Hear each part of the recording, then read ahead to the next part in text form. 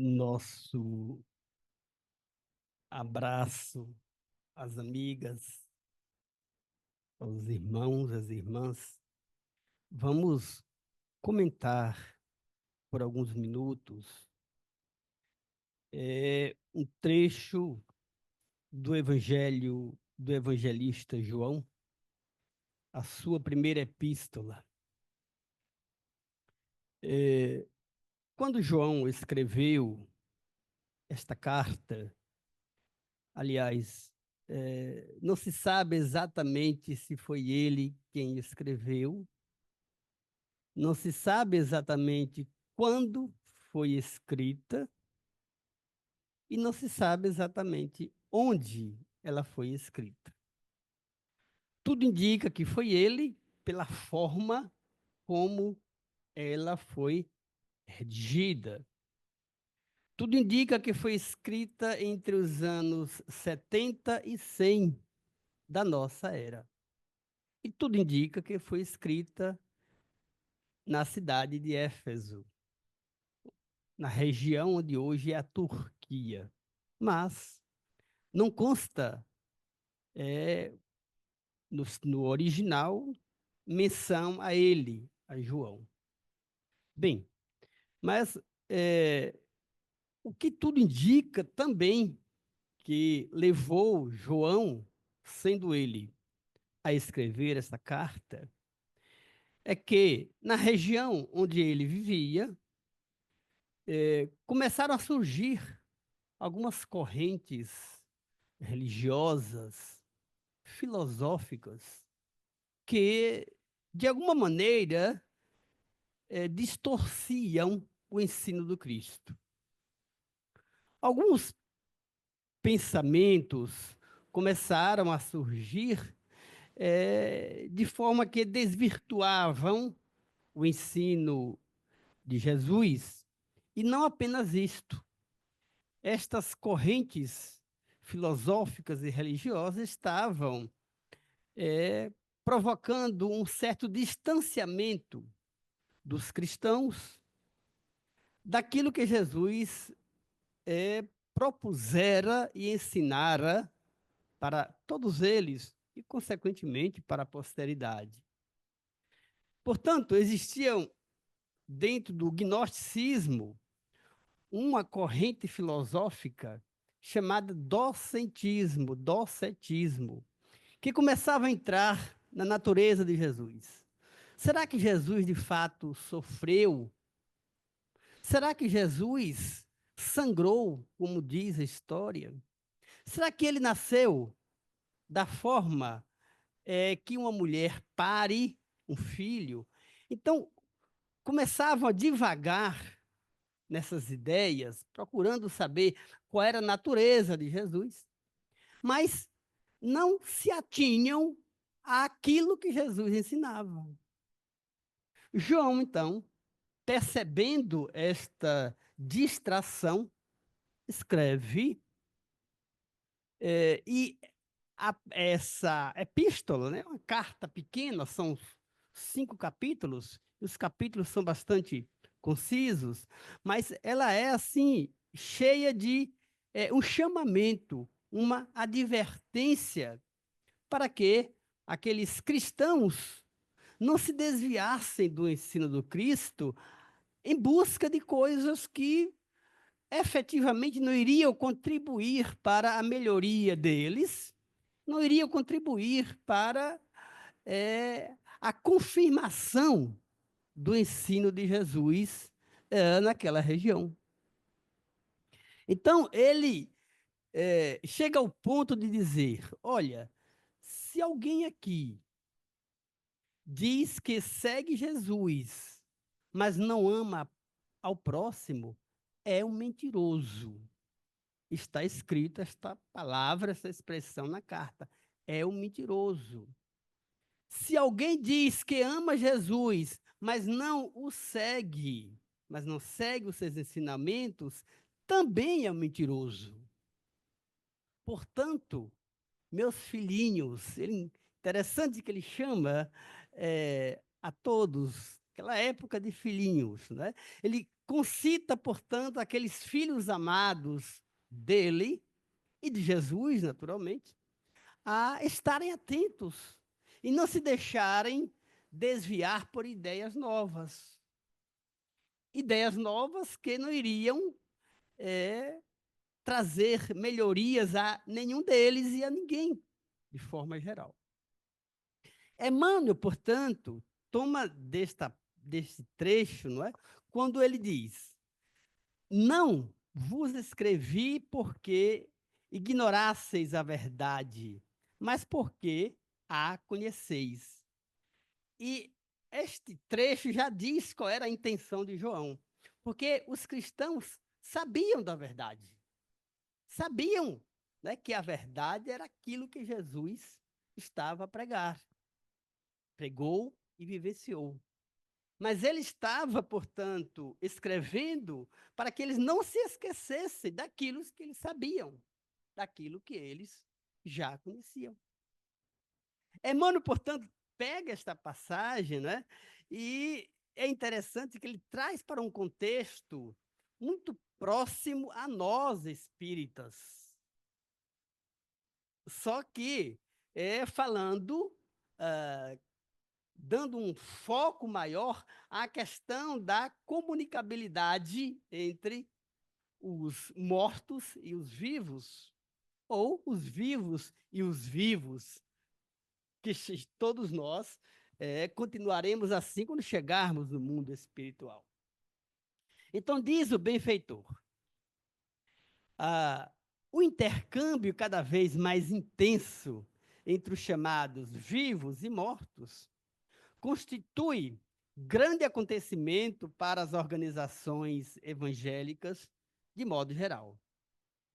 E se a gente pensar nas organizações evangélicas, nas religiões como um todo, a gente vai perceber de forma nítida, clara, que todas elas sempre se pautaram na comunicabilidade dos espíritos. Basta a gente pensar um pouco no Velho Testamento, pensa um tanto no Novo Testamento, pensamos um pouco na relação dos apóstolos vivenciando ali dia a dia com Jesus, Jesus falando da imortalidade, Jesus falando, enfim, da reencarnação. Então, em todas as épocas da humanidade, e não apenas na linhagem judaica, mas também em outras culturas, a comunicabilidade é um fato, é uma realidade. Por isso que ele diz que constitui grande acontecimento para as organizações religiosas, as organizações evangélicas.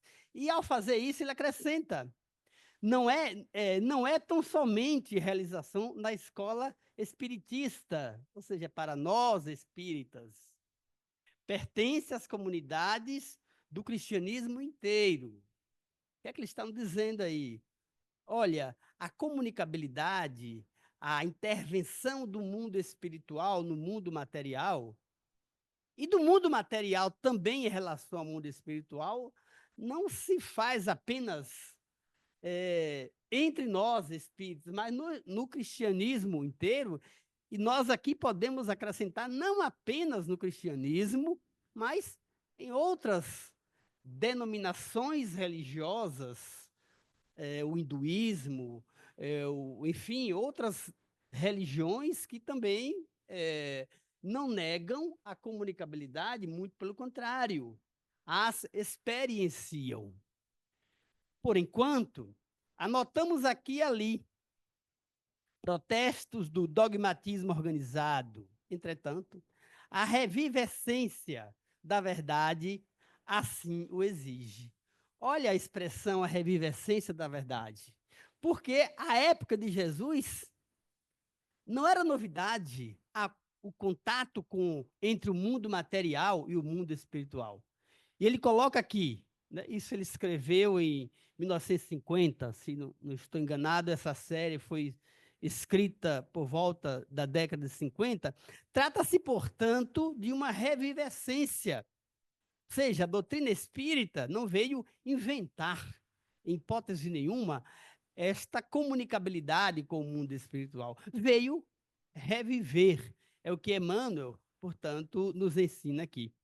Toda aquisição tem seu preço e qualquer renovação encontra obstáculos espontâneos. É verdade, né? É Máxime Jesus. Jesus pagou o preço por ter tido a coragem, a disposição de pregar a verdade. Ele pagou o preço, e pagou um preço alto. Os apóstolos, seus seguidores, também pagaram um preço altíssimo. Não é? Muitos foram levados ao circo romano, muitos foram, principalmente em épocas menos longínquas, levados à fogueira. Né? Enfim, tudo tem o preço. E Emmanuel fala aqui, não é, que toda aquisição, portanto, ela requer da parte daquele que fala, que vivencia, requer um sacrifício. Dia virá em que as várias subdivisões do evangelismo compreenderão a divina finalidade do novo concerto. E o que é o novo concerto? É exatamente é, essa comunicação ou a imortalidade da alma ou os fenômenos espirituais como um processo, como um concerto musical celeste, divino, em que todos nós, independentemente da nossa crença religiosa, haveremos de compreender, de aceitar e de conviver. O movimento de troca espiritual entre as duas esferas é cada vez mais dilatado. O devotamento dos desencarnados provoca a atenção dos encarnados. Dia a dia, a gente tem a ciência de que os fenômenos espirituais, eles acontecem com muito mais é, intensidade do que aquilo que a gente imagina. Né? Ou seja, antes de Jesus, ou os fenômenos mediúnicos, eles existiam, mas para alguns, os chamados iniciados. Jesus veio torná-los patentes. Durante um certo tempo, tentou-se, de muitas formas, omitir essa realidade. Vem a doutrina espírita, portanto, reviver. Daí porque Emmanuel dizer que, nos dias atuais, ele se torna mais dilatado, mais amplamente conhecido. O Senhor permitiu o Mundial Pentecostes para o reajustamento da realidade divina. Nós sabemos que o Pentecostes, segundo a igreja, né, foi o momento em que os apóstolos receberam o Espírito Santo nas mais variadas línguas. E há que se sinalizar aqui que o Pentecostes também não foi criado naquele momento. É também considerado Pentecostes quando Moisés desce do Monte Sinai com as tábuas ali escritas. É um momento de celebração também naquela época. Então, a igreja, né, tomou isso como um símbolo e também criou esse momento de celebração, sendo os apóstolos ali recebendo os anjos dos céus. Convém notar, contudo, que as vozes comovedoras e revigorantes do além repetem comumente velhas fórmulas da revelação e relembram o passado da sabedoria terrestre, a fim de extrair conceituação mais respeitável referentemente à vida. Ou seja, há uma repetição.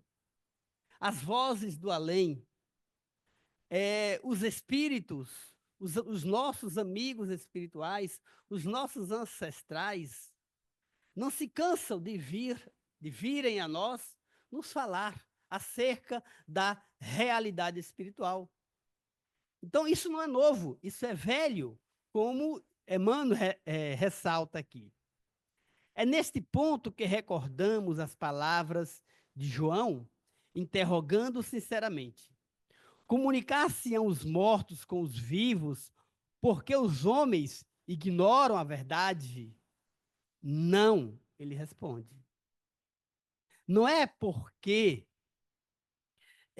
muitas vezes nós ignoramos a existência do mundo espiritual que este mundo espiritual vem falar conosco. Não é apenas por isso. Claro que tem um elemento de trazer o conhecimento, mas não é por isso.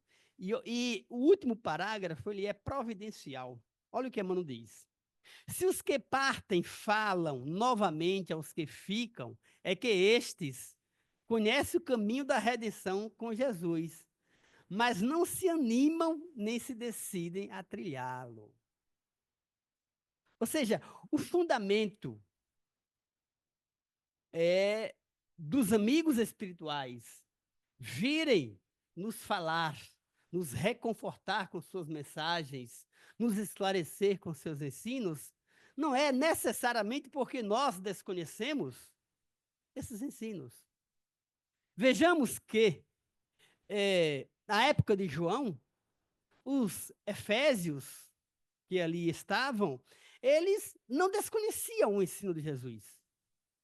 Mas, mesmo conhecendo, João escreveu. E João escreveu não porque eles desconheciam, mas escreveu porque eles conheciam. Mas eles conheciam, porém não estavam devidamente atentos. É o que Emmanuel diz aqui. Emmanuel nos ensina que o caminho da redenção com Jesus, mas não se animam, nem se decidem a trilhar. Nós, espíritas, nós sabemos aquilo que Jesus nos ensina. E recebemos do mundo espiritual, sempre, ou quase sempre, as palavras renovadoras, reconfortantes e estimuladoras. Mas ainda assim, nós não nos animamos, nos dispomos a seguir aquilo que eles nos orientam. Da mesma forma como na época de João, havia uma certa resistência em seguir os ensinos de Jesus. Portanto, e aqui retomando um pouco o título, né, é justamente por isso que os amigos espirituais escrevem e nos ensinam e repetem. É por isso que João escreveu ali a primeira epístola, escreveu a segunda, escreveu a terceira. Por isso que Paulo escreveu todas aquelas epístolas, quase 20, se não estou enganado, para, de alguma forma, abrir as consciências daquelas pessoas e também as nossas consciências, para que a gente não se veja, num ou outro momento da nossa história, da nossa jornada aqui encarnado, distraídos por novidades que muitas vezes nada nos acrescem, nada nos engrandecem.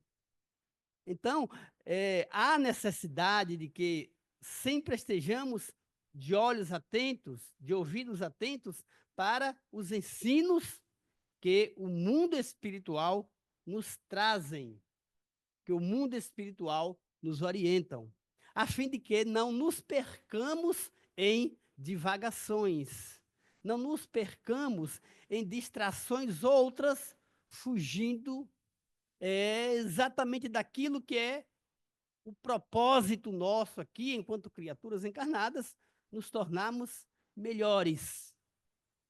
Por isso que João disse: se nós dizemos que amamos a Jesus, mas não amamos ao próximo, nós estamos mentindo. E estamos mentindo para nós mesmos. Estamos ludibriando a nós mesmos. Porque cedo ou tarde nós haveremos de nos deparar com essa verdade. Não é? Então, precioso texto este do nosso benfeitor, que se valeu muito para os Efésios, a época em que João escreveu, vale muito mais para nós nos dias de hoje. Que Deus, que Jesus nos abençoe.